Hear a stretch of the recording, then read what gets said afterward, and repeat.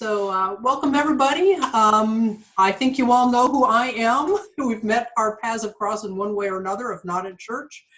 And just want to introduce and thank Craig Considine, who's now with us to make this presentation today. And he and I actually never met before. I know some of you know the story of how we got connected. I was donating blood, and a friend of his was the phlebotomist, and we got to talking, and he was mentioning what Greg was doing. And I thought, well, that's interesting. And so here we are today. So that, you talk to people, you never know what you might learn and who you might get connected with when you do that. So, but anyway, a little bit of background about our church. We've had a lot of involvements at First Presbyterian Church with the interfaith prayer breakfast, the mayor's interfaith prayer breakfast, which you heard just mentioned a little earlier. And I have to say, I got to give my music director really the credit for getting a lot of these interfaith things connected with our church. He had them going before I ever got to this church. We also are part of the interfaith Thanksgiving service that happens obviously around Thanksgiving, and we try to get as many different faith traditions as possible involved in that, because if there's one thing we can all come together around, it's being thankful. And it's been wonderful to have that involvement there. We've all, a note from Adam. Let me see if there's something else on there that wants to reboot. Okay, so Adam, do that. We'll see you when you get back. Get away from these things on my side now. So anyway, one of the wonderful things about our congregation is the area of town that we are in is one of the poorest parts of Lincoln and has an incredible diversity of people and faith traditions and language traditions around us. And we've had some public school teachers that have been very involved with the families in our community because of their work in the school. And so we've had the opportunity to have, I will say, small connections here and there with the Islamic faith community through the families in our school. Nothing that's ever been long-term, but it's something that we valued when we've had those moments, and we keep looking for opportunities to do more. And but we have to rely a lot on those who already have those relationships. And so I guess what I'm saying is we're a congregation that we've had brushes with the Islamic faith, so we know a little bit and would love to know more about the history. And who knows, it may be a conversation point with our Islamic neighbors and create some deeper connections there. So anyway, thank you, Craig, for being with us. And why don't you introduce yourself a little bit? Tell us how you got into this field of study. And then just go for it. And just so everybody else knows, what Craig and I talked about was he might give about a half-hour kind of lecture, and then we'll open it up for Q&A for however long it happens to go.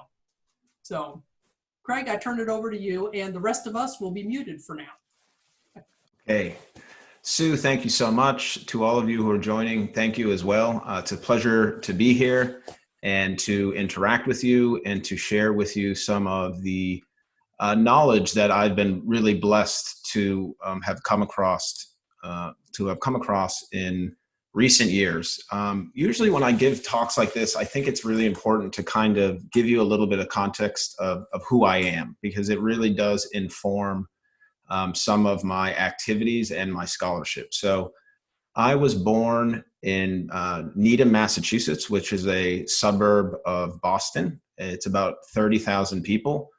98% of which are white and Christian. The Christian population in town is quite diverse. I went to one of two Catholic churches. I went to St. Sebastian's School. So I was born into the Catholic faith, and I'm still a Catholic. My dad is Irish and my mom is Italian. I often tell people I had no choice. Obviously, two very strong Italian histories of those two countries. So my journey into this vast array of knowledge really started without me knowing on 9/11. I was 15 years old when 9/11 happened. And long story short, I don't have to go through the details of what happened that day, but the one thing I vividly remember is leaving the American legal class that I was in. That was the name of the class. And then we get out into the hallway when school is canceled, and you start hearing, as you might imagine, USA, USA, this patriotism and other things that I'm not going to repeat here about Arabs and Muslims. And as a 15-year-old growing up in Needham, I had absolutely no context to make sense of what happened on that day. As I mentioned, 98% of the people I grew up with were Christians. There's a small Jewish population in town. I had never met a Muslim when prior to that event. Never been to a mosque. Don't remember Islam or anything to do with Islamic history being taught in Catholic school or in my public school. So I really had absolutely no context. When it came time to go to college, 2003, the Iraq War happened. And I had to pick a major in college, and I was really intrigued, for lack of a better term, with what was happening in my own country and also what was happening between my country and the so-called, quote, Muslim world, which, let me remind you, is not a monolith. It's very, very diverse in many different ways. So I went to Washington, D.C., American University, and my goal was to enter into the intelligence community. I wanted to understand why something like 9/11 happened. So I started taking Arabic classes to understand the language, and I was focusing on classes dealing with, international terrorism and this idea of a clash of civilizations, which is a very prominent theory of world order, which basically suggests, this idea that Western civilization is one thing, this idea of Islamic civilization is another thing. These two entities are monoliths, and that they're fundamentally incompatible, and that they're never going to get along, and they've always been at odds with one another. That was the mindset I was going into my studies with. Thankfully, by God's grace, I enrolled in a class called The World of Islam, Islam 101, with a professor named Akbar Ahmed, who is a prominent anthropologist. And one of the first things he said on the very first day of class was, "The ink of the scholar is more sacred than the blood of the martyr." I'll repeat it. "The ink of the scholar is more sacred than the blood of the martyr." And this is a saying or tradition that is related to Prophet Muhammad. Prophet Muhammad is said to have said this in the 600s, a very, very long time ago. And for me, this one saying really kind of disrupted whatever was happening inside my head, my heart, and my soul. And it really ruptured things in a good way. It really made me think about my own history, what I had come to learn, and what I needed to learn about this Islamic civilization that I was hoping to understand. So I joined Professor Ahmed in my undergraduate years, and he started this journey of knowledge for me. And I actually had to unlearn a lot of things about this idea of Islamic civilization before I could start learning. I kind of needed to get to a spot of being a blank slate, being fresh, so I could really let knowledge in. So that, for me, was a really turning point in my life, where I became quite interested, not only at a professional level, but on a personal and spiritual level with knowledge, and not simply the type of knowledge that can be given through exams or essays or books or articles, but the type of knowledge that also encourages human interactions, of getting uncomfortable, of going into places of worship that I had never been in before. So that really started this journey. Today, I want to talk to you a little bit about Prophet Muhammad's interactions with Christians. And the talk will be slightly biographical. I'm not going to cover his entire life and legacy, but I'll do my best to kind of condense it. My interest in Muhammad, again, stemming from years of studying Islamic civilization, occurred when I was a PhD student in Dublin, Ireland in 2013. I was studying at Trinity College there, and I came across a book called The Covenants of Prophet Muhammad with the Christians of His Time. And this book was written by a Canadian scholar and a Muslim who had converted to the faith. His name is John Andrew Morrow. Again, the book is called The Covenants of Prophet Muhammad with the Christians of His Time. And this book was groundbreaking. And long story short, with this book, John Morrow documents a series of treaties and a series of covenants that Muhammad had entered with the Christian communities of his time, many different communities. If you're familiar with the popular CBS program 60 Minutes, which I'm sure most of you are, back in 2011-ish, I might be getting that date wrong, 60 Minutes actually went to St. Catherine's Monastery in the Sinai Peninsula in Egypt. And in the library at St. Catherine's, which is arguably one of the most it's really one of the best Christian libraries in the world, they have an actual copy of the document of the actual covenant that Muhammad had entered with the monks at Mount Sinai. And to capture the essence of this covenant, really it said that Christians that were living in territories that Muhammad had governed were given freedom of conscience, freedom of worship, freedom of religion, the right to own private property, and there was no coercion on them to accept the Islamic faith.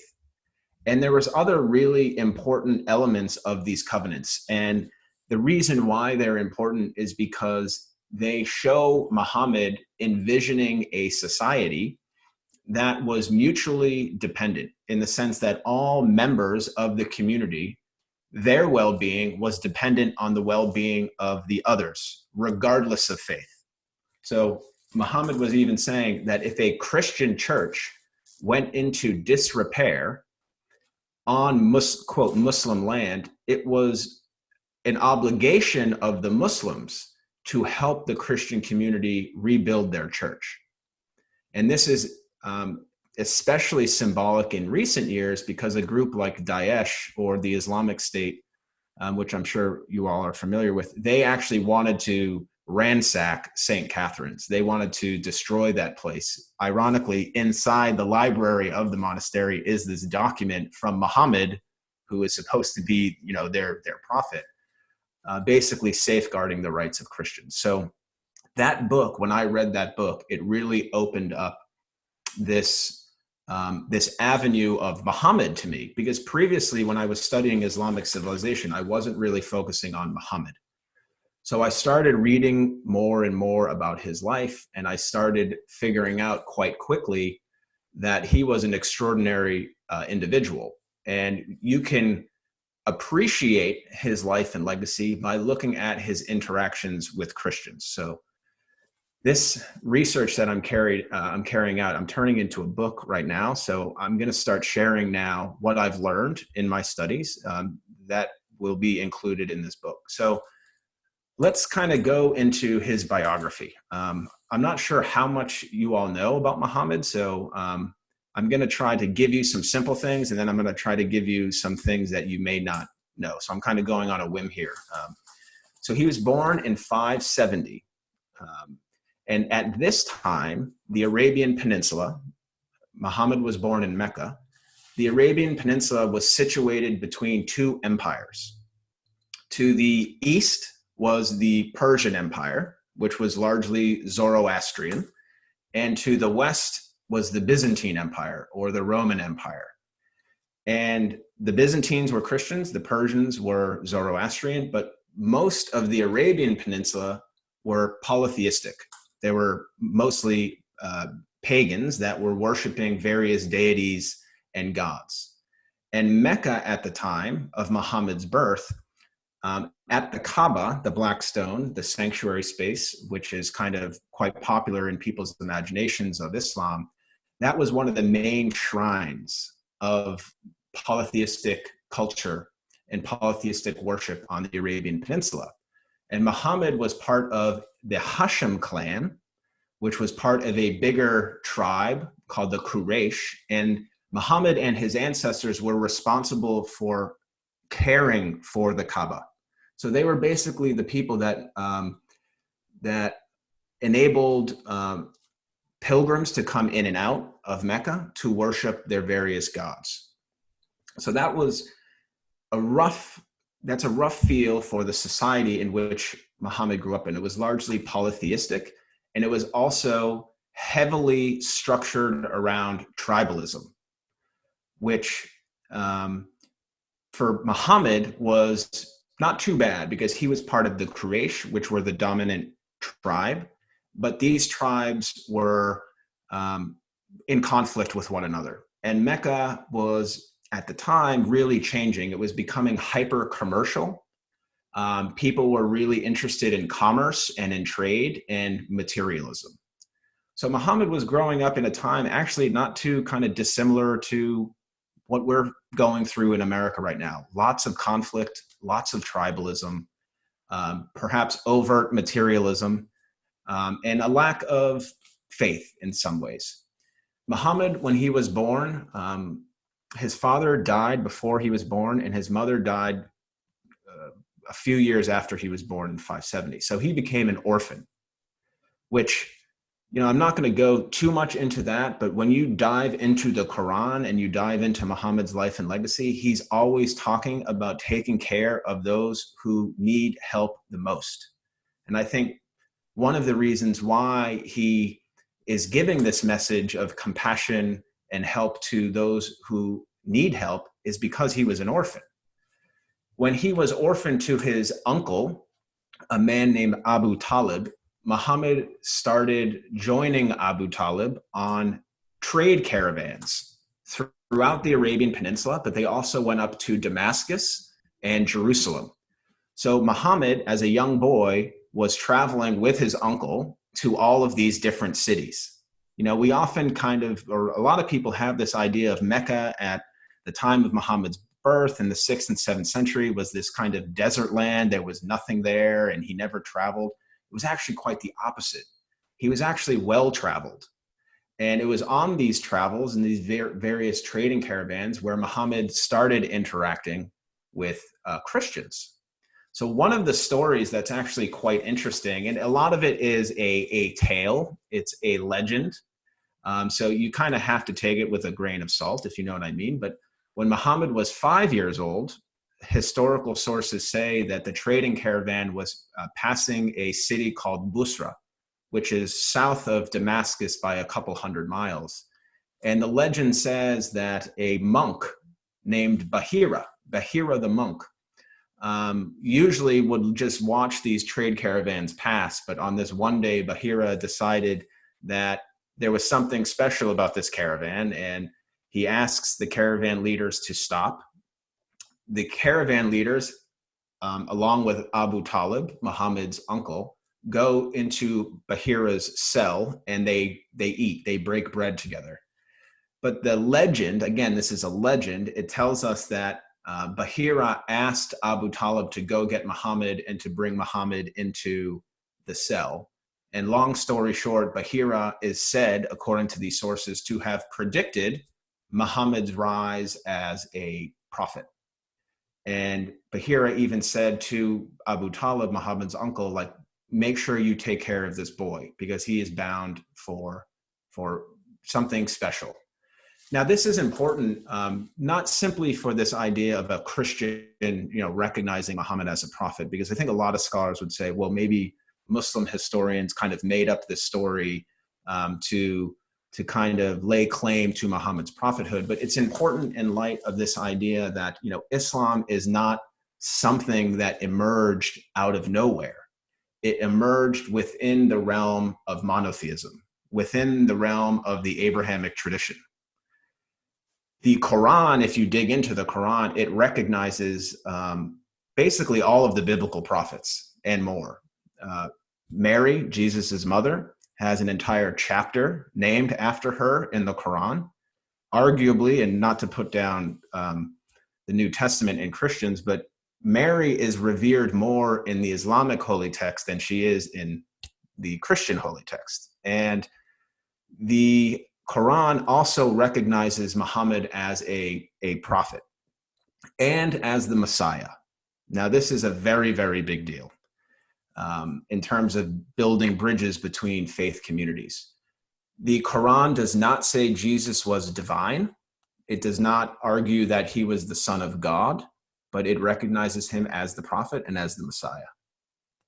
And I was telling Sue this earlier, and I would love to give another talk on this, and I'm writing about this now, but the Quranic argument that Jesus is not divine is something that was debated throughout Christian history.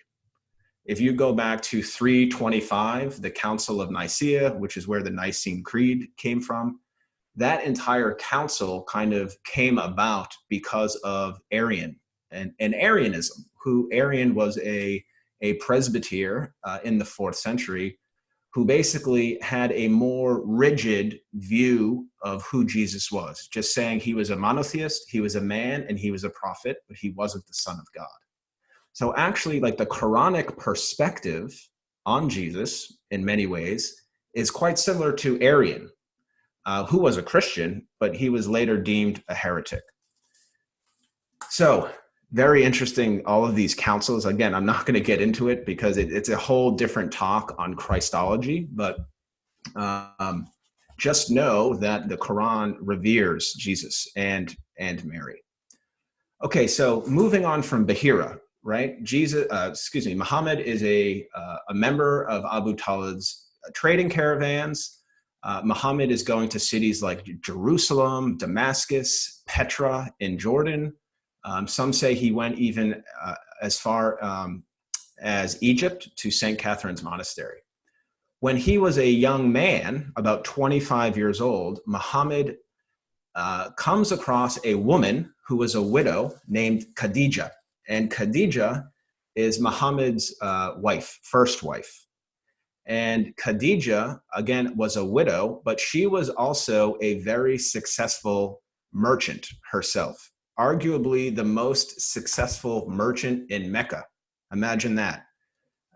This is in the year 610, roughly, or maybe a little before that, about 595. A woman in Mecca is arguably the most important, one of the most important figures.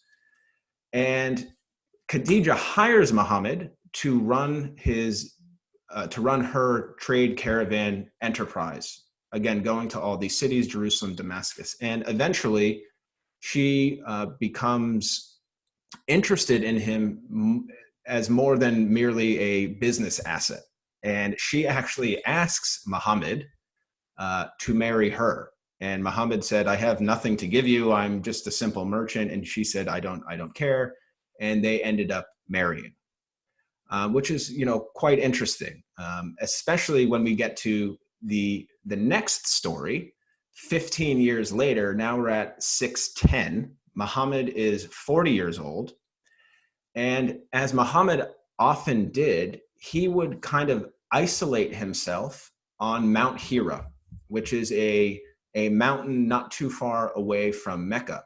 And Muhammad would often go to a cave on Mount Hira to contemplate life. In many ways, he was a mystic. He was living simply. He was trying to figure out his purpose in life, and so on and so forth. And when he was 40 in 610, this is when the revelations are said to have been delivered to him by Angel Gabriel, who was the same angel, as many of you probably know, that visited Mary before Jesus's birth. And Angel Gabriel was telling Muhammad to recite, and Muhammad said, "I can't read, I'm illiterate." And then eventually, Angel Gabriel keeps delivering Muhammad messages. And these were the initial revelations that ended up being documented in the Quran, right? So the Quran is literally God's word. That's, I think, how most Muslims would see it. And God is speaking directly to Muhammad, oftentimes through the angel Gabriel. And then Muhammad would share these revelations and they wrote it down. When Muhammad left Mount Hira in 610 in that cave, he was, as you can imagine, freaked out. You know, he had been visited by this powerful force. He was hearing voices, and these voices were telling him that he was essentially a prophet. So Muhammad goes back into Mecca, goes to his home, and he is comforted by Khadijah, his wife. And Khadijah says, "What's wrong? What's wrong?" And Muhammad tells her, "I've been visited by this angel, and he's telling me I'm a prophet." And he was all freaked out. And Khadijah said, "Well, listen, what we need to do is go visit my uncle." Khadijah had an uncle named Waraka ibn Nafal, and he was said to be a Christian. So Khadijah and Muhammad go to Waraka's house, and in short, Waraka says, "You're indeed onto something here. This is the same God that had visited Moses. This is the same God that had visited Jesus." So Waraka is essentially kind of signing off on what Muhammad is saying. And again, these stories need to be taken with a grain of salt. They're legends, and they're hard to authenticate for obvious reasons because it happened in 610. But again, it's part of this larger picture of, you know, a Christian being able to understand the revelations that Muhammad was being given. And I think that's quite important to kind of bridge this perceived gap between Christianity and Islam. Okay, so after these revelations and after contemplating in private for about 3 years, Muhammad decides to go public with these revelations. Around 613, he starts preaching monotheism. And according to Muhammad, this is not a different religion. This is the same religion of Abraham. And he was saying that Jewish communities and Christian communities have kind of lost the original essence of the faith. So Muhammad is coming in not with a new religion. He's claiming that it's the same religion, but he had come to purify it, if that makes sense. When Muhammad starts preaching publicly, as I noted, this was a polytheistic society. It was a hyper-tribal society. And Muhammad is coming with this notion of monotheism. And he became a threat to the Quraysh leaders. His own family, his own tribe were saying, "What are you talking about? This is not part of our tribal structure. This is a cult-like religion that you're bringing into the public sphere." So the Quraysh start persecuting Muhammad, and they start persecuting Muhammad's followers quite intensely. And Muhammad becomes very concerned about the basic livelihood of his community because people were getting killed, they were being tortured. If you want to read up of one particular story, I don't have time to get into it, but his name is Bilal ibn Rabah. Bilal ibn Rabah. He was a slave from Abyssinia, which is in Ethiopia. His mother was Christian and his father was from the Meccan area. And he was tortured. Muhammad ends up buying his freedom and then elevating this black man to a high position in the Islamic community. Bilal was being tortured. Many other people were being tortured. So Muhammad decides to encourage his followers to travel to Abyssinia. As I just noted, Abyssinia is right across the Red Sea, southwest of Mecca. And Muhammad tells them to go visit the Abyssinian kingdom, whose king was a man named al-Najashi, a Christian. And this migration of Muslims from Mecca who were being persecuted is called the first Hijra, Hijra. That's an Arabic term, which means migration. So imagine this. Muhammad is saying, delivering this message of monotheism, in Mecca, being persecuted, he's saying, go to the Christians. The Christians are going to take care of you. So a small group of Muslims traveled to Abyssinia. The king of Abyssinia grants them asylum and basically takes care of them. And the historical sources say it's actually really beautiful, and it's a very powerful story. But the Muslims were in al-Najashi's court, and they were trying to explain to the king what their current situation was, but they also started getting into theology. And al-Najashi was saying, well, what do you say about Jesus? What do you say about Mary? And the Meccans, the Muslims, started sharing passages of the Quran. And the sources say that at the time, the Quraysh had followed the Muslims to Abyssinia. And the Quraysh were trying to get King al-Najashi to send the Muslims back to Mecca, at which point they would have been continuously persecuted, if not killed. And the Christian king of Abyssinia refused to hand them over. And he even said, not for a mountain of gold would I give up these people to you. And the historical sources also say that the king, at one point, when the Quraysh were making their argument, the king picked up a stick and he drew a line in the ground, which was probably sand. And he said, the difference between us, the Christians, and you, the Muslims, is as big as the width of this line. And the line, as you can imagine, was like that. So thankfully, the Muslims in Abyssinia were taken care of. They were granted asylum, but the Muslims in Mecca were still in trouble. And I'll share one more story because I want to give plenty of time for Q&A. So when the Muslims were in Abyssinia, they were obviously still in Mecca as well. And there was a conflict right to the north of Mecca in a city called Yathrib, Yathrib, which is the modern city of Medina, which is the second most important city in the Islamic tradition. And Muhammad was invited to Yathrib to basically mediate a tribal conflict between two main tribes, polytheistic tribes, the Aus and the Khazraj. But there was also a significant Jewish community in Yathrib, and there was maybe a small Christian community. I'm still trying to figure out if there were Christians there.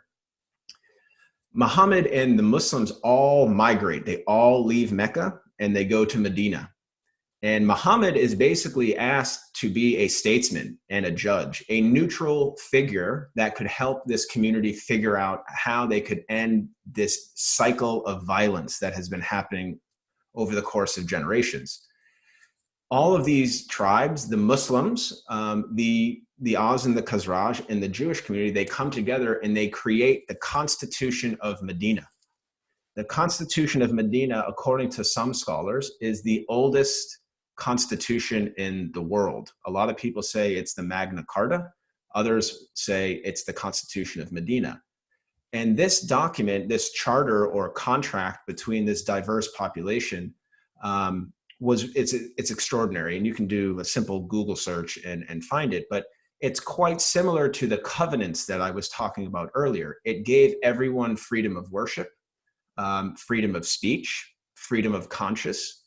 And it also created a society in which people were dependent upon one another. So if one community was attacked by an outside community, it was the responsibility of all of the people of Medina to do something about this.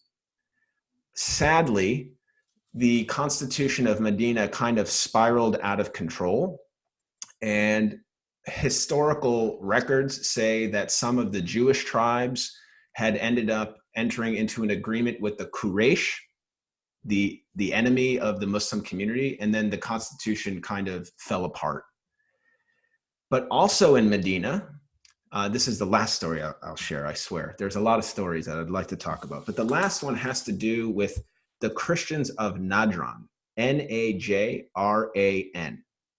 And the Christians of Najran were named after the city of Najran, which is currently located on the border of Saudi Arabia and Yemen on the Arabian Peninsula.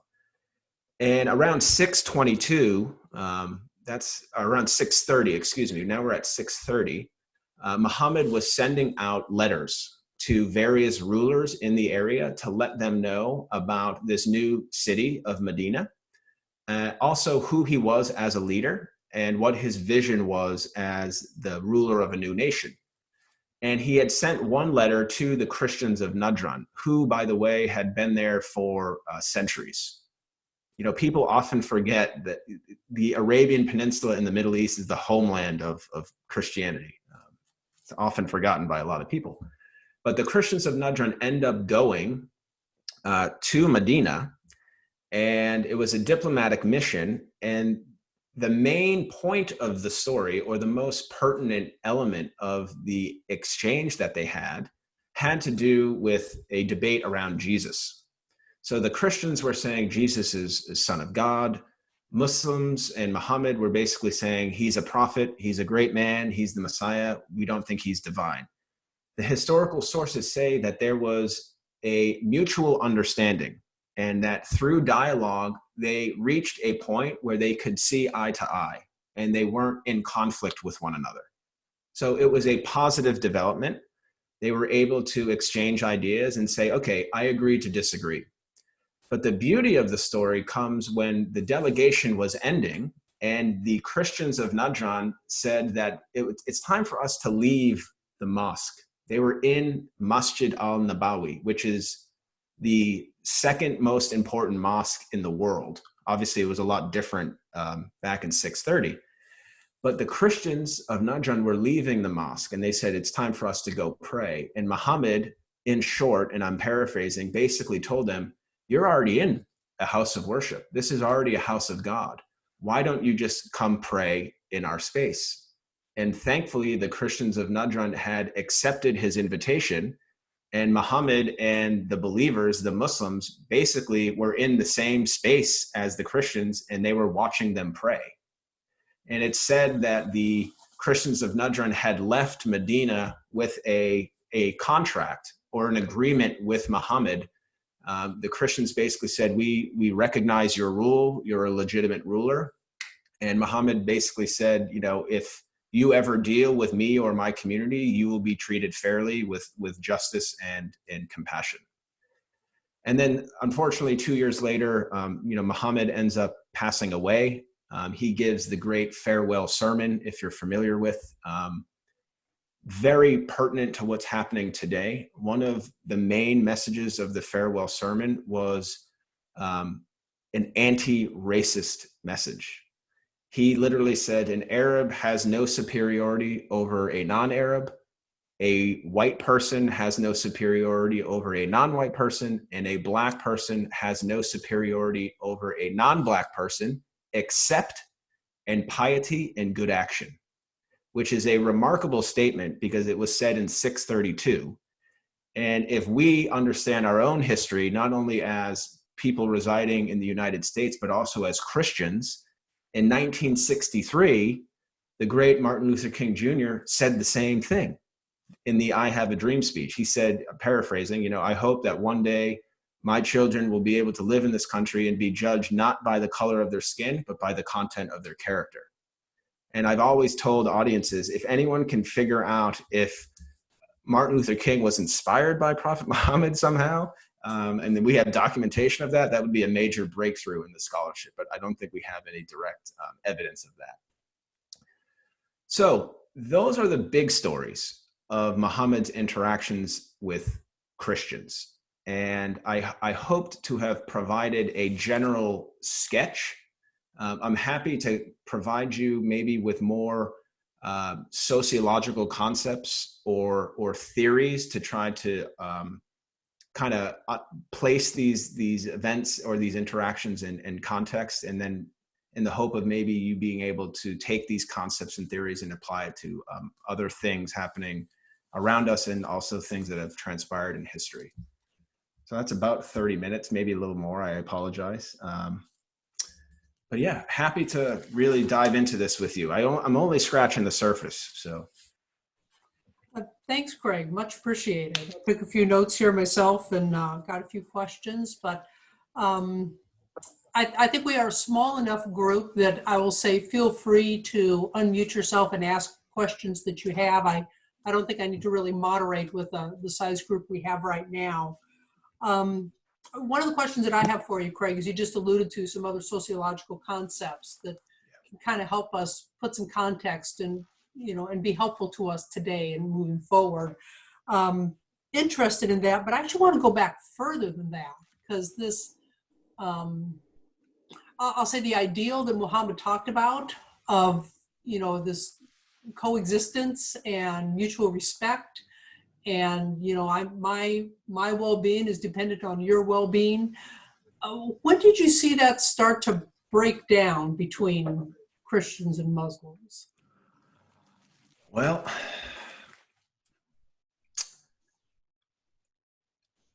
it's tough to say because, and let me bring the Jewish community into this as well. When I was mentioning the Constitution of Medina, and the historical sources say that the Jewish community had entered into basically a pact with the enemies of Muhammad. And Muhammad, not merely as a prophet, but also as a lawgiver and as like the ultimate judge of society, decided to put these Jewish people to death because they were essentially traitors. Obviously a controversial issue that is documented in the Quran. But the issue is that some people take these verses literally. So you can find verses in the Quran that mention the persecution of Jews, but it's not all Jews. The Quran was delivered in a moment in time, and people forget that. These Quranic verses are dealing specifically with the people that the Muslim community was interacting with. So relations broke down. That was in the 7th century. Later in the 620s, there are said to have been some skirmishes between the Byzantines, Christians, and Muhammad's army. But I don't think we need to recognize these wars as wars that were motivated by theology. I think they were motivated by what most wars are motivated by: power, land, status, and money. And I think most scholars would say that Muhammad's wars were largely defensive, that he had to take measures, especially against the Byzantines, which was an overwhelming force. I mean, it was essentially the Roman Empire, and they had to do what they had to do to survive. So relations did break down even in his life, but they didn't break down necessarily because of religious or theological differences. It was politics, unfortunately. Now, after his life, the Caliph Umar, Umar was one of Muhammad's, or Omar, we would say Omar. Omar was a great leader, and in 634, he had gone to Jerusalem, and the Muslim army entered Jerusalem and kind of liberated it in many ways, because it was under the control of Byzantine forces that weren't doing a great job of allowing people to worship. And Omar actually extended Muhammad's vision, basically saying, Jerusalem will be a place of tolerance. There's even a great story where some of the Muslims who were peers of Omar said, let's go into the Church of the Holy Sepulchre to offer Muslim prayers. And Omar actually said, no, we're not going to do that because it sets a bad precedent. If I go in there and do it, everyone's going to do it. So that was 2 years after Muhammad's death. But, without diving too much into history, things fell apart. You had the expansion of the Muslim empire, which some scholars say was carried out by the sword, but I think most scholars would say the Muslim armies, if you even want to call it that, just the Muslim state, was basically filling the vacuum that was being left by the Byzantine Empire. the Byzantine Empire was losing a lot of their sphere of influence and their control, and the Muslims kind of filled the vacuum in many ways. So I think the main point here is that just because two religious communities are in quarrel does not necessarily mean that the quarrel is steeped in theological differences. I think it's largely steeped, again, in what all wars are steeped in, power, but power-hungry people, land and status and all that. And Sue, do you want me to take the point that you mentioned about the concepts? Because I'd like to say something about that too. So one thing that I often stress is being critical of the term religious tolerance. I personally think that religious tolerance is fundamental. It's fundamental for every harmonious society. We have to be tolerant. It's the bare minimum. But what Muhammad was doing, especially with the Christians of Najran, by welcoming them into his space to pray, is more than tolerance. And I have often written about this, and I refer to the term pluralism. Not pluralism meaning all gods are equal. I don't think we need to even dive into that. Pluralism in the sense of the energetic engagement with religious diversity. So Diana Eck is a Harvard scholar. She runs the Pluralism Project in Boston. And she has a framework for pushing all of us beyond tolerance. She says that tolerance is too thin of a foundation for a successful society, especially a country like the United States, which is so diverse. And she's saying that basically tolerance just allows people to exist. And it basically, it's okay. It gives people the right to practice, behave how they wish in many ways, whether right or wrong. But she's saying it's not enough because it reproduces old stereotypes and it reproduces the divisions because it really doesn't call on us to do the hard work and the uncomfortable work, which is really being uncomfortable. And that's what she's saying with pluralism. Like we need to energetically engage with one another. And I think a lot of people are receptive to this idea. And I think they're starting to see that, mere tolerance is not enough. It's important, but it's the minimum that we should be doing. And then the other concept I think that has really emerged in the last couple of weeks here is that this idea of non-racism is not enough. Again, it's the bare minimum.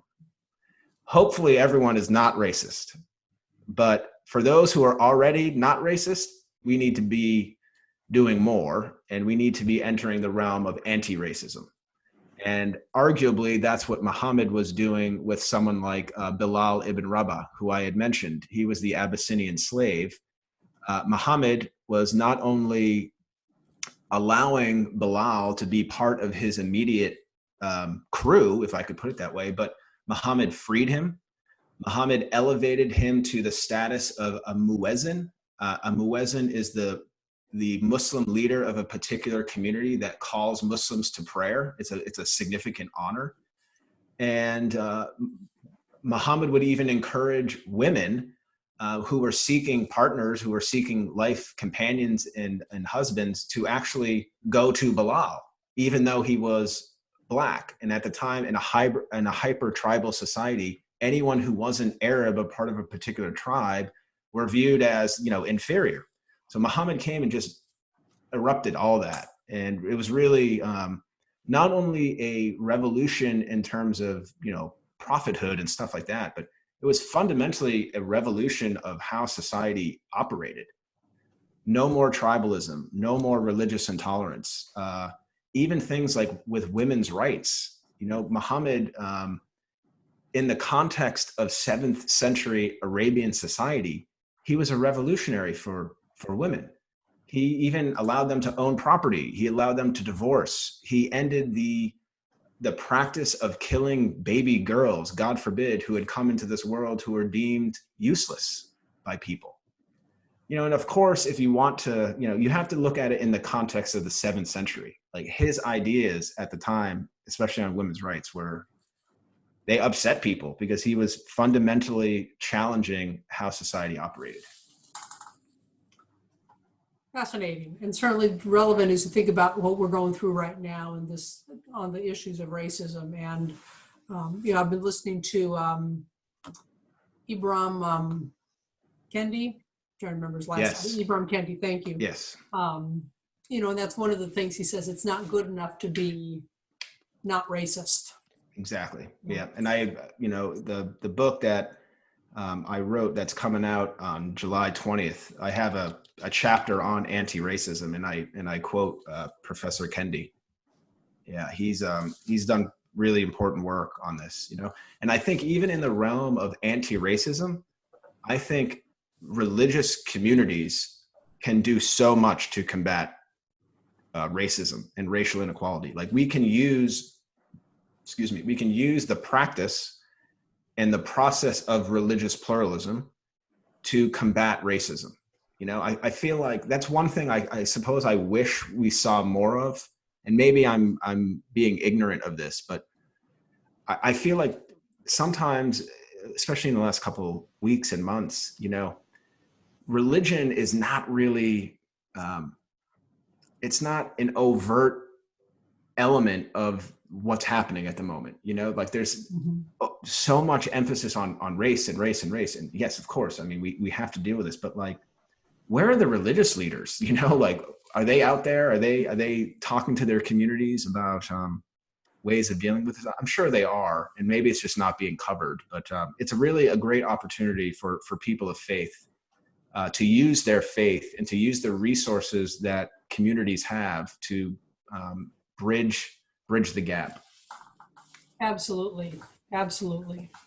I don't want to hog everything. And again, we've got plenty of time. I know it's 4 minutes to 1, but we've got plenty of time. So other questions that people have or conversations? Yeah, Dina. I do. Craig, Yes.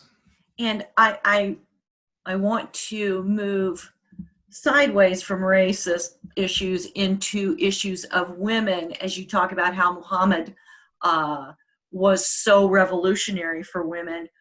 It seems that religions or societies as a whole, and I'm even talking about, today you get into the evangelical communities where it's the husband is the head of the home, in early Christian churches where women were very prominent. Now you have Catholic churches where women can't be priests. And then we've got in every society, it seems that the role of the woman, whether it be in religion, and the tighter people go to whatever thin line they think God represents to them, women always seem to just kind of go down to the bottom.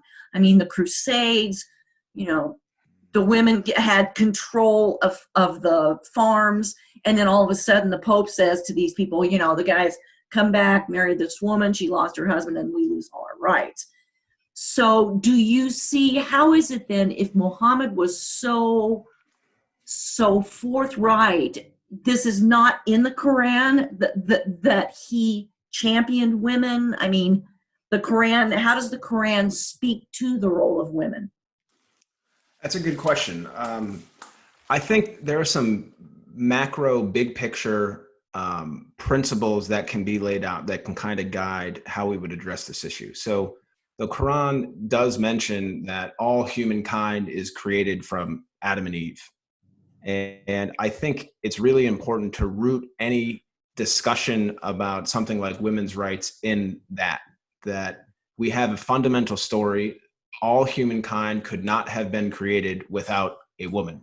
And in this context, God created man and woman equally. So I think fundamentally, we all need to recognize that. And if, maybe that is slightly biased because it's coming from a monotheistic tradition. I'm not very well versed in, let's say, Buddhism or Hinduism and how they may address this issue. But at least within the Abrahamic tradition, we need to recognize that there are passages in our holy text that blatantly say that men and women are equal. In terms of Muhammad's life and legacy, we also have the example of his daughter, Aisha.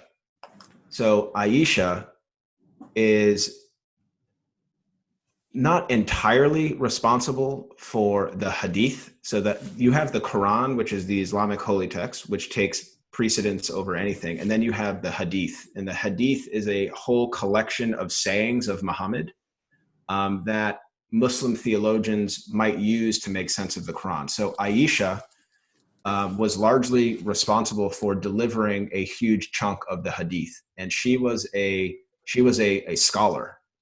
And when a Muslim civil war happened, she was actually leading an army. She was actually physically in battle.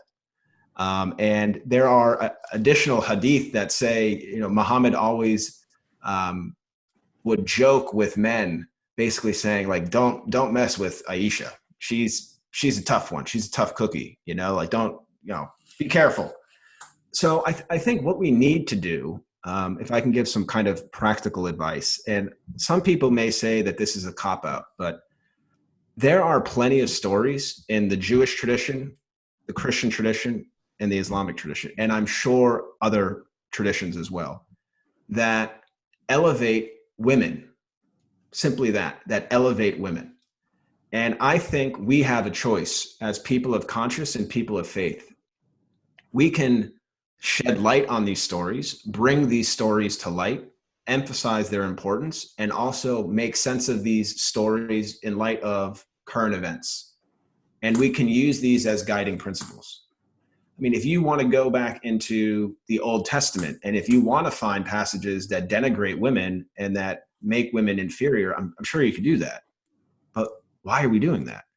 I think, maybe this is a selective process where I'm just choosing the things that are optimistic and good, but I actually have no qualms about saying that is what I'm doing.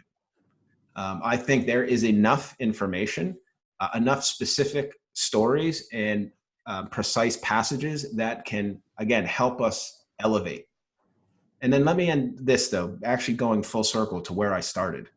There are some big picture elements that we need to think about. And I think the story of Adam and Eve is crucial.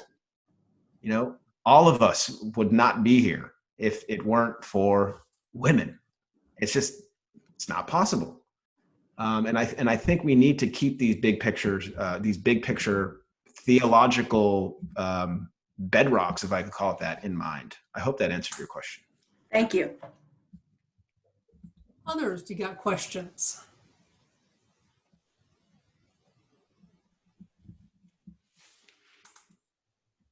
Feel free to ask the tough questions too. I'm happy to. One thing with, this is all something that really comes up a lot with, Muhammad is the position of women. And especially with Aisha, who I had just mentioned, there's a lot of controversy around how old she was when he married her.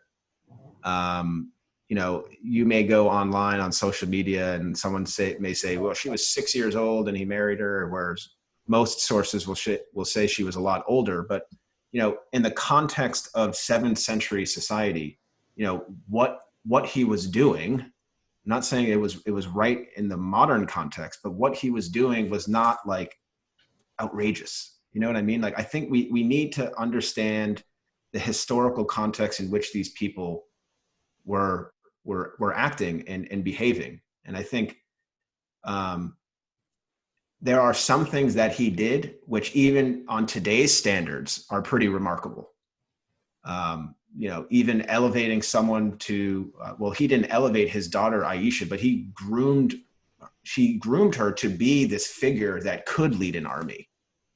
And I would love to see that happen in the United States. I don't think, I'm not familiar with our military at the moment, but if there are women who are generals, I'd be surprised if there were, to be honest. Not because they can't do it on merit. I just don't think the system would allow it to happen, if you know what I mean. I think we actually do have at least one woman general. Two? Venus says two. Yep. Well, we need more. I mean, I half agree. the planet, just look at it that way. Talk about equal representation.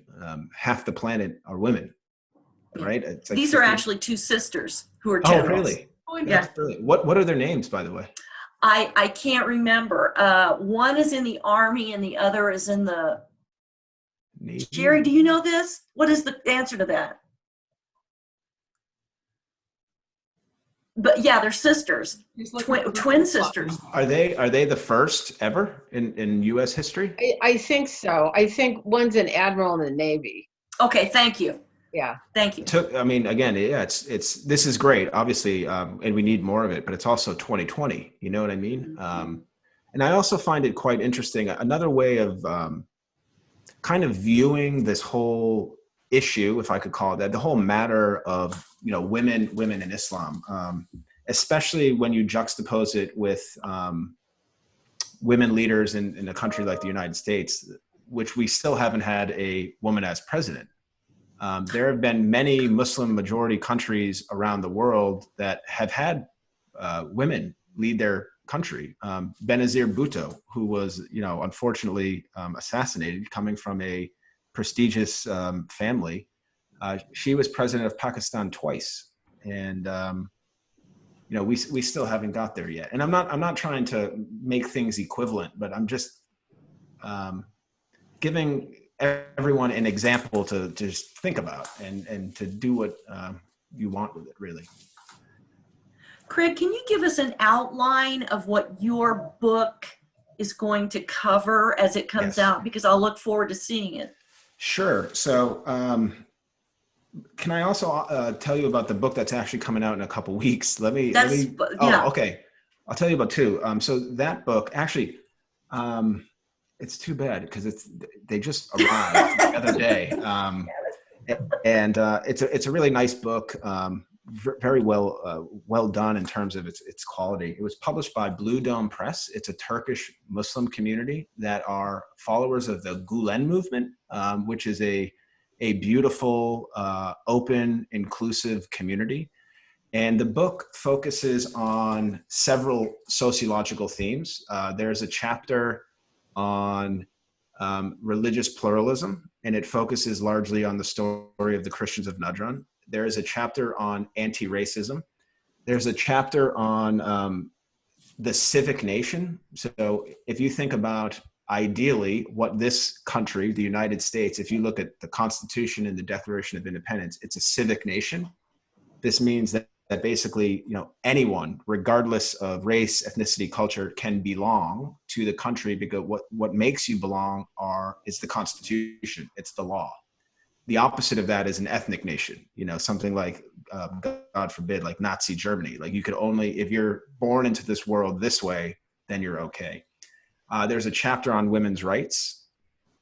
There's a chapter on seeking knowledge. That's actually the biggest chapter. And I actually go into history and I shed light on all of these historical moments in which Christians and Muslims not only lived side by side, but flourished with one another.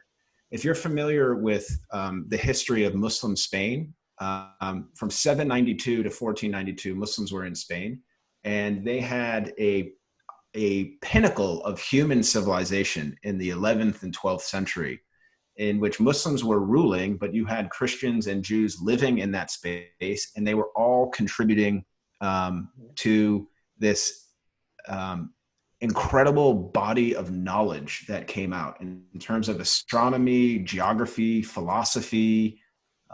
They say that Muslim Spain is largely responsible for saving Greek philosophy, of translating texts and so on. Another story in the knowledge chapter deals with Sicily. So many people don't know that that basically what happened in Andalusia in Muslim Spain also happened in Sicily, where you had Byzantine, Greek, Christian, Arab, Norman, and Islamic civilizations coming together and creating something that is not seen in any other part of the world. Like, you have architecture in Palermo that is so unique and it's really not seen. And you had leaders like Roderick and Frederick and some pretty remarkable leaders that basically had cabinets. As the president of this country has a cabinet, he had a cabinet of a diverse range of people.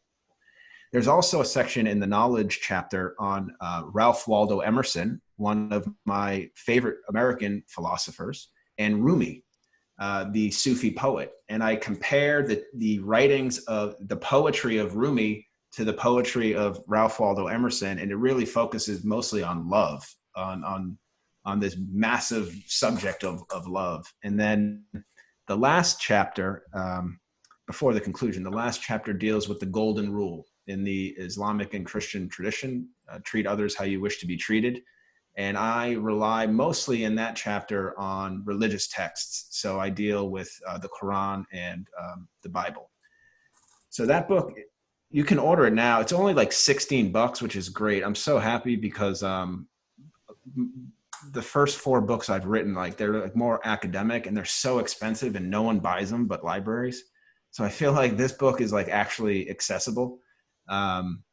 And the book that's coming out in 2021 has more to do with Muhammad's interactions with Christians. And this book will actually make a little bit of sense to you now after hearing the talk. But the first chapter of the book I've titled it Christology. And I really tell the history of Christianity from Jesus's passing up until 570, when Muhammad was born. And I'm trying to explain to the reader how Jesus Christ, not Jesus of Nazareth, how Jesus Christ came to be as we know him today. Because to understand Muhammad's interactions with Christians, you have to understand how Jesus was kind of perceived by the powers of his day. So I deal with the splitting of Paul and Barnabas in the first century. Paul went west and he went with the Trinity, whereas Barnabas went east and he went with a more kind of traditional Unitarianism, monotheism. And then I deal with the Council of Nicaea, 325, Council of Constantinople, 381, Council of Ephesus, 425, and then 451, the Council of Chalcedon. And I basically explain to readers, like, yeah, this is how Christ came to be. And in my analysis later in the book, I'm actually saying that, Muhammad in many ways is a Christian, but just not really a Trinitarian Christian. He would be more aligned with Barnabas, with the Ebionites, with Arian, and maybe even like Nestorianism. So after that chapter, then I start Muhammad's biography in the second chapter in 570. And I deal with Mecca, and then I deal with the migration to Abyssinia, the constitution of Medina, and then his peaceful return to Mecca, which I didn't mention. When he returned to Mecca in 630, he did so without bloodshed. He walked into the city, and his opponents knew that they couldn't mess with him anymore. And he entered the city peacefully. He went to the Kaaba, and he basically, this is controversial because a lot of people say he wiped away all of the gods, the polytheistic gods at the Kaaba. And that shows that he was intolerant of paganism, which, that's probably a legitimate debate. But there's also sources that say that inside of the Kaaba, and I didn't mention this, inside of the Kaaba was a fresco of Jesus and Mary. And when Muhammad's followers were kind of cleansing the Kaaba of anything that wasn't monotheistic, they say that he actually told them to save the fresco of Jesus and Mary. And then he also pardoned all of his enemies. He didn't, most leaders at that time would probably put people to death, like as they did in like the Nuremberg trials, just basically these are bad people, and they deserve punishment. And Muhammad didn't do any of that. He pardoned them, and most of them ended up converting anyways. So that's that book. Like that will be published, God willing, in 2021 by Hearst and Oxford University Press. So it's been a fascinating book. I've actually learned more about Christianity than I have about Islam in studying that book, because when I was growing up, it was just the Trinity. They never told us, how did we get here? How did we get to this point? Like, who are the Christians of the early centuries outside of a simple telling of Jesus, Peter, and Paul? Like, why aren't we taught about Barnabas? Like, what happened to Barnabas? Why did he get left out of traditional texts and understanding? So I'm dealing with a lot of heresies, which, for better or worse, is interesting, I guess, at the least. But they've really informed my own understanding of Christian history, and they make me think more critically about my own faith. Like, if I can add too, like as a Catholic, I find truth in the Trinity. I do. I definitely believe in God. I believe in Jesus, and I definitely believe in the Spirit because I've felt it. I've experienced it. But I don't necessarily think the Trinity should be a requisite for Christian faith. I don't believe it should be. And for many people, that would make me a heretic. But I think the more I study, the more I'm moving towards a stricter monotheism, which is really more emphasis on God, rather than this idea that Jesus is God. So I hope I'm not blaspheming in front of anyone here, but that's just kind of where I'm at, for better or worse. So may God have mercy on what I just said. Well, one thing I always say on Trinity Sunday here is that, the Trinity is the only doctrine that we set aside a Sunday for. It's not in the Bible. It's a human-made doctrine as we try to figure out Jesus. Exactly. I the more I live my faith, the more I just, it's funny because I just said, like, I'm focusing more like theologically on God, but I'm trying to live Jesus's example, if that makes sense. And I think that's part of the reason why Muhammad has inspired me, even as a Christian, is because so much of his life is actually well documented, where I think we know more about his life than we do about Jesus's. And I find a lot of his example, his example to me is really not very different from Jesus's example in many ways. They had different hats. I think Jesus was more of a messianic figure. But Muhammad was a prophet, but he was a father, he was a husband, he was a statesman, he was a general.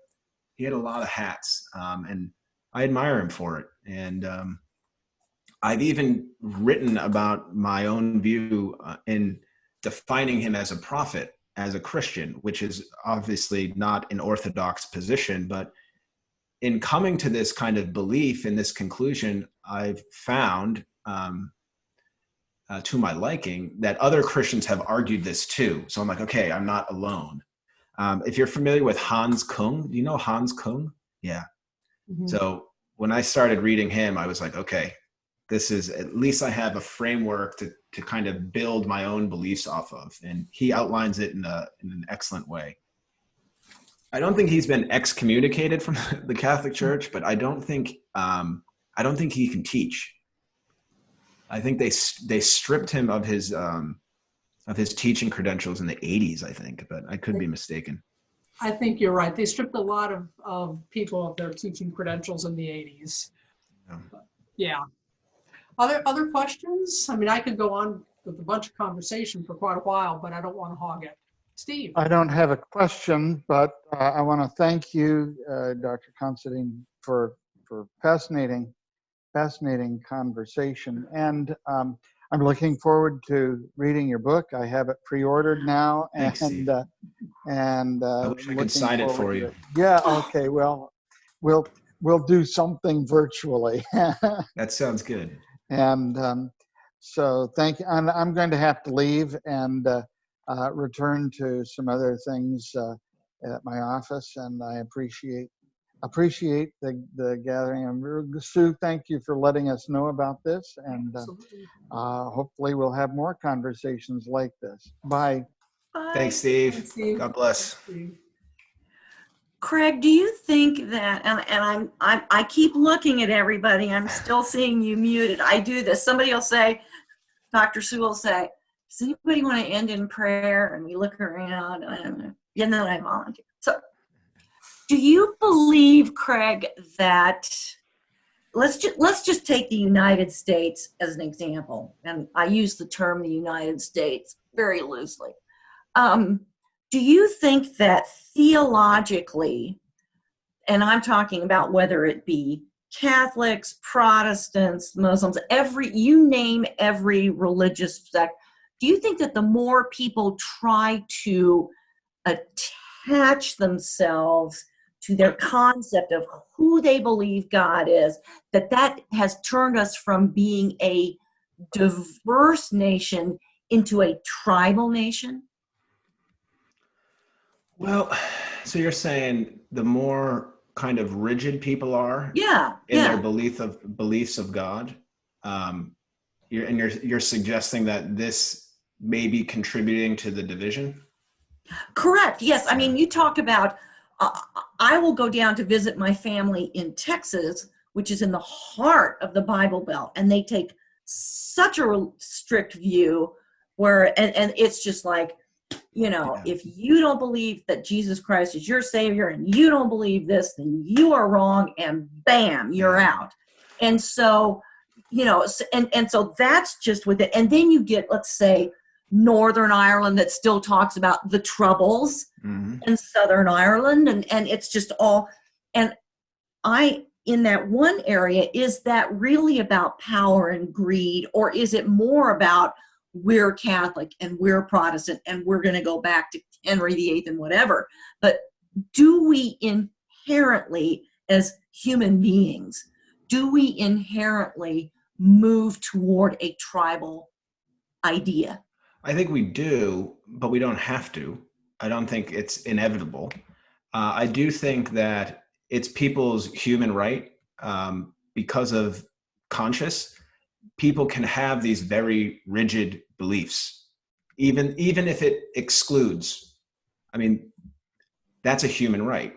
I don't necessarily find it conducive to social harmony or progress, but it is what it is. I think what we need to do is to have conversations with people to try to reach this idea that your truth is actually in some ways similar to my truth, right? So even something like, Jesus being the Messiah, like the example that you gave of the heartland of Texas, which is where I live at the moment. And I know a lot of my, I haven't talked with some of my neighbors about, fundamental theological things, but I'm pretty sure if I had brought up this idea that, your view on Jesus is actually the same view that most Muslims have about Jesus. Basically, he's going to return. And I think if we can find similarities there, like people who hold these really rigid views, and again, Muslims hold these, everyone holds these rigid views. Like you can start seeing your own self and your own truth in other people. So finding the similarities, I think, is the best way of chipping away at the walls that people want to put up. But if people want to keep up those walls, I mean, we can't force them to take it down. We just have to find ways of it's not persuasion. It's just kind of letting people know that, hey, first and foremost, we're human, and we can find ways of seeing eye to eye on something as deep and complex as God. Even believing in God. When people of faith come together, let's just use the example of very conservative evangelical and a very conservative Salafi Muslim. They have different ideas of who God is, but at least they believe in it, right? Whereas a lot of people may not even believe in it, which is fine as well. But like, we can always find ways of seeing ourselves in other people. And I think the more we focus on trying to find the similarities, the better chance we have of truly seeing eye to eye. It's not easy though, man. It is not easy. We get so dug in on our own interpretation of things. Sometimes it's hard to open ourselves up to see those similarities in others. We get One hung thing- up on the difference. One thing I want to chime in here too, like, I've been telling a lot of people, especially, my students and audiences, like, we need to start potentially doing interfaith without interfaith. And I know that might sound a bit confusing, but I think when we really try to get to know our neighbor, I think the last thing we should do on that first meeting is to talk about God or belief or theology. Really starting at the most basic level of like, how was your day? Like, and build up from there, right? Like, let's talk about things that are human rather than, exclusively Christian or Muslim or whatever, and really kind of just bring it down to the level of humanity. Because with interfaith stuff, like, we bring communities together who have no knowledge of one another. They've maybe never met one another. This is the first time they've ever met someone from this other faith. And then all of a sudden, we're supposed to pick up religious texts and make sense of things. For me, I think the better approach is to build rapport and build trust.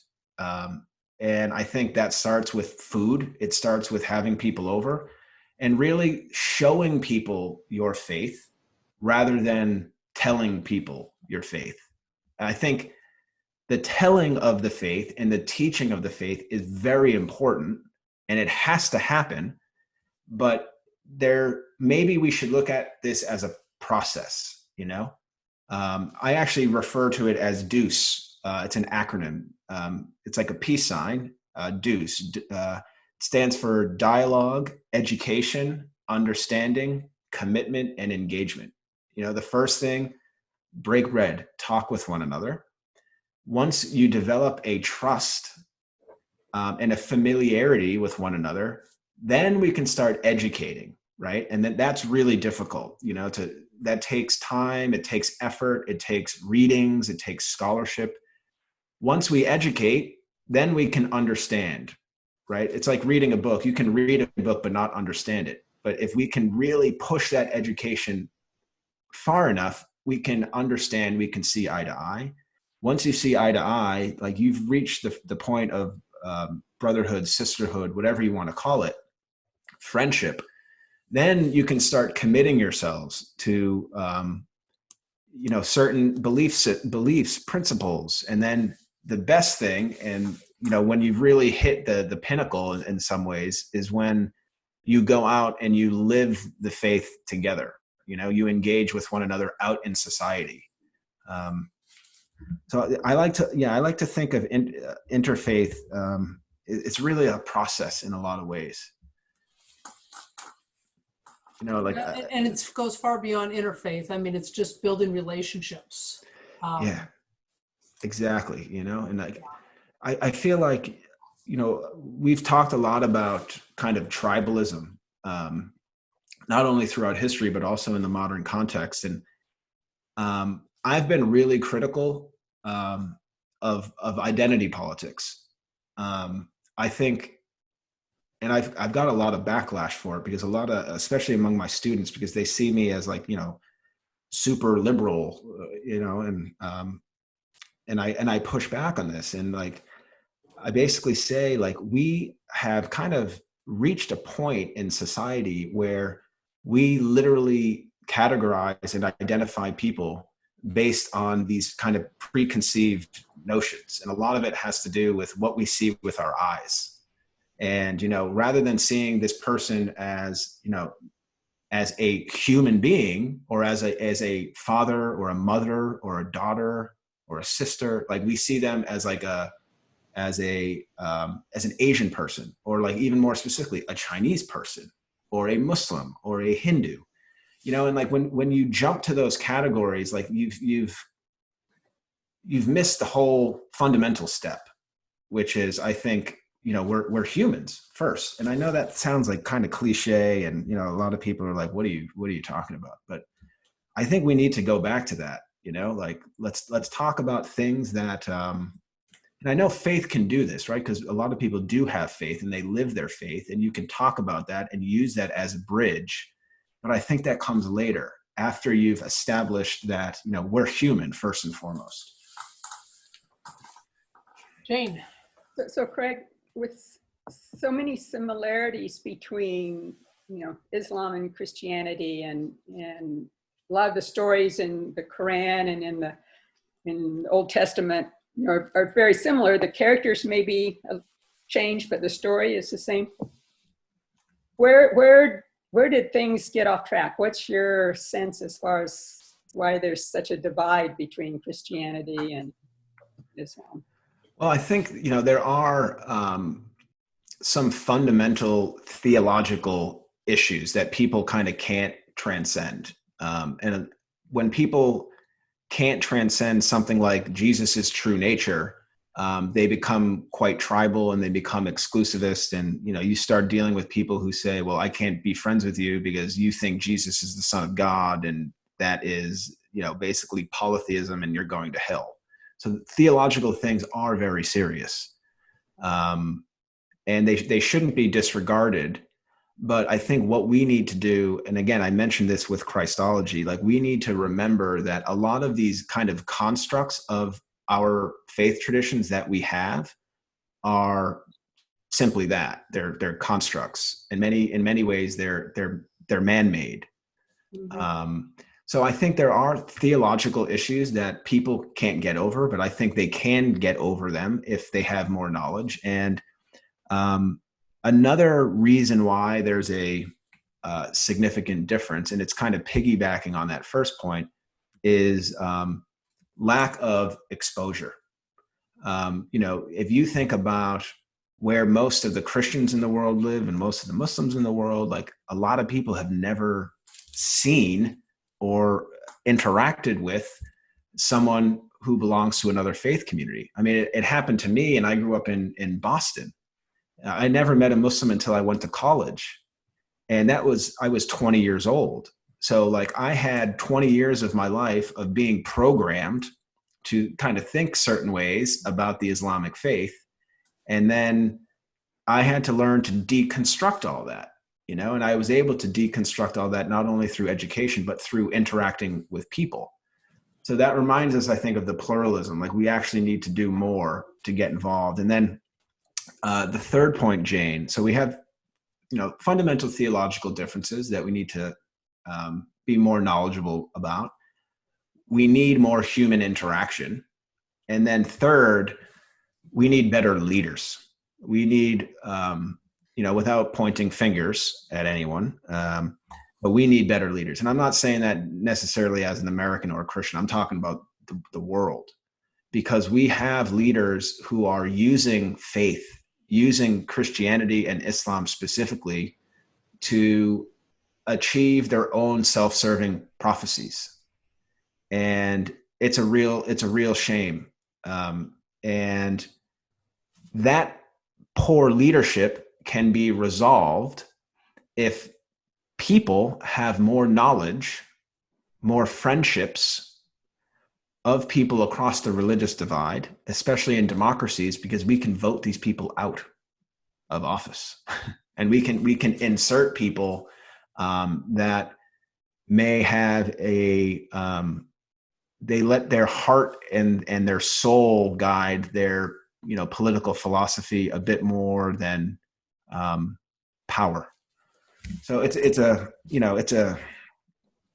a complicated, and I'm sure there's more reasons than that. I just gave you 3, and I think they're all part of the divide. and it's a messy subject. And I'm sure there are other reasons too. Craig, I'll give you a story that reinforces what you said. I just retired from teaching nursing, and one year, Lincoln, for the size of city, we have like 62 different languages. Pastors who may have told you all this. And when I would drive to work in the morning, I would see a man and his wife, and her burqa was one of those burqas that only had the little slit. And so we have that range of people who are Muslim who wear black burqas, who most of my students, so long story short, for 2 weeks, my students worked with women to teach them first aid and CPR. Well, the advantage of being all women at that semester was the women took off their hijabs. And now wait till you hear this. And through interpreters, told jokes, were hysterical. And my student said to me, I thought being a Muslim meant that you were kept by your husband and that you couldn't do anything. And so I had 20 students who came out of there, and they're adults, they're RNs. And they said, I had such a misconception. Yeah, that's amazing. And again, it goes to what we've been talking about. It's like when people see a person like that, they read the body as a text. Like they don't even consider that there's a human being below that. And that this human being in many ways is just like you or I, like a person being funny, a person being able to make other people laugh. So we really need to, all of us, and we all do it. You know what I mean? Like I'm not trying to take the moral high ground here and say that I don't draw conclusions of people based on, how they look or what they say. I mean, I think it's natural, but like we just need to remind ourselves like, hey, like, don't judge a book by its cover type thing. I mean, it's a very, very simple kind of teaching that, all of us were taught at a very young age, but that's a classic example. Yeah. I mean, even, taking the, that piece of clothing off and I'm sure some of the women were like, wait, what? Like they were probably surprised and I'm sure they were talking about why they use it, why they cover it up. And, that's really important because most women in that classroom, again, I'm assuming here, only know about the niqab, the burqa, the hijab through what they see in the media. And most of what they see in the media is through the prism of war, of like this idea that, America needs to go save women in Afghanistan who are run by the Taliban. And that's just so counterproductive, and like we need more women who, observe the hijab to voice their own opinions. Like a lot of the times you have people who don't abide by the hijab speaking on behalf of the hijab. Yeah. And that's not helpful. And the Quran, when it talks about the hijab, so I think a lot of people, when they think about the hijab, they think about the article of clothing that just covers the head. But the hijab is like it's an entire practice. And it basically, when you translate hijab into English, it basically means it's a veil. It's a separation.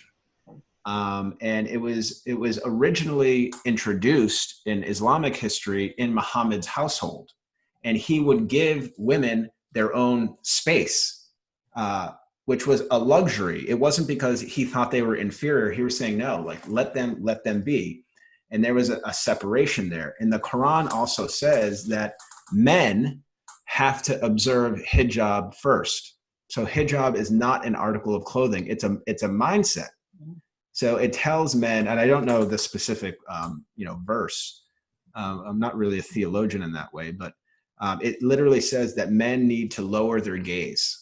For men, that's their hijab. Like, don't fawn over women. And like, if you find a woman attractive, don't just sit there and like, oh my God, like, don't do that. But, that doesn't serve, that understanding of the hijab does not serve the purposes of those in those people who seek power or have power. You know, I think they want to keep a lot of people in the dark about these type of human beings who observe these practices. Is there a big Somali community in? Not so much in Lincoln. West of here, there are some, but in smaller towns with the meat packs, there's Somalis, and east in Iowa. There's a student of mine at Rice, and she's the only person throughout my 6 years at Rice that observes hijab in this way. She has the niqab. Oh no, it's the burqa. Yeah, it's the burqa. Yeah. And the full. Yeah, she says it's really tough. You know, like you get people, you know, staring at you, kind of giggling behind your back, but like, you know, even professors who are just like, what's going on here? And, you know, that's unfortunate. And I try to bring her up and basically say like, you know, you just have thick skin. Like it doesn't matter. Just push through. Like you're here for a reason. Achieve your goal. Get out of this what you want, and you know, march on. You're great. You're smart. You're powerful. Do it. Don't let these people bring you down. Don't let them ruin your experience. But that advice, I guess, you know, that's easier said than done. I don't live her experience, so it's, you know, it's obviously different for her. But I just try to empower her because I don't feel like she feels like she's got power, unfortunately. Well, when everybody around you thinks that the reason Yeah. you're that is because you have no power. And so I think it's that how to develop that alliance. That's really what this whole thing's about. How to develop the alliance and not be the person who explains it for her, but says, oh, I think she has a great idea here. Let's listen to it. And that's what I said. And my students told me it was the best learning experience they had. And it was really sort of the people know that I enjoy learning about other cultures, and that I would always drive my nurses to learn about other cultures. And our school requires them to learn about other cultures. So I think it is that how to develop an alliance and like you said, you empower them through that alliance, but you can't do it for them. Yeah, exactly. Like, and you know, a lot of the time, I just sit there and listen. You know, I just a simple act of listening, I feel like empowers them in some ways, because they feel like, okay, here is someone that is willing to help. I'm not alone. I can do this. You know, and I just try to chime in where I can, but a lot of it is just being there, giving ideas. Perhaps giving them opportunities as well, you know, trying to open doors, giving them contacts of like-minded people who would be willing to assist in her empowerment. That's what I try to do. And I think you had something, and then I'm going to wind it up. So go for it. Did you have something else? Who are you talking to? You. Oh, yeah. Craig, you reminded me, I'm fairly freshly out of seminary and had a class in Islam. An instructor was Muslim, converted Muslim, actually. But one of the things she talked about, and I had never really realized, that I'm wondering how much of our impressions, not only of Muslims, but other races as well, comes to us subliminally. Because she was pointing out in social media, not social media so much, but movies, music, television, cartoons, in ways that it had never dawned on me. But there's sort of a subliminal message.